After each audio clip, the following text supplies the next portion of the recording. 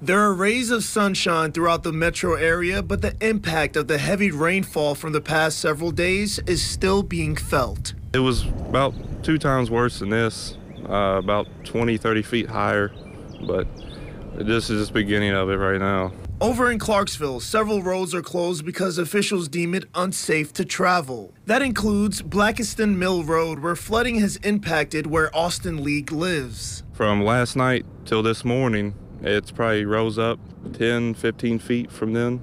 League was able to move his prized possessions before any damage was done to it this time. WLKY Chopper HD showed us flooding along the Ohio that even had some homes underwater.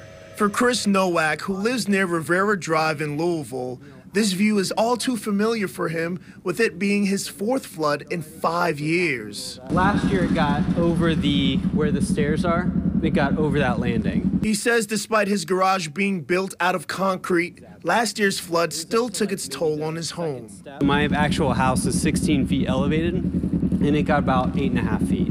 So it didn't actually get into like my living quarters, but it did get into like carpeted area and drywall. Fortunately, he says the damage last year didn't break the bank, and he's still waiting to see how much damage the water is causing now. But he hopes when this is all over, he won't see this type of flooding anytime soon. After this, it probably won't happen for 40 years. That's just how averages work. At least I hope so anyway. And one thing officials want to stress to drivers is don't try to make it through road light conditions like this behind me. Actually, LMPD tweeted this out, and I'm between Edith and Melwood earlier today. This was them helping a driver who was stuck inside, ended with the hashtag turn around, don't drown. Reporting live, Shaquille Lord, WLKY News.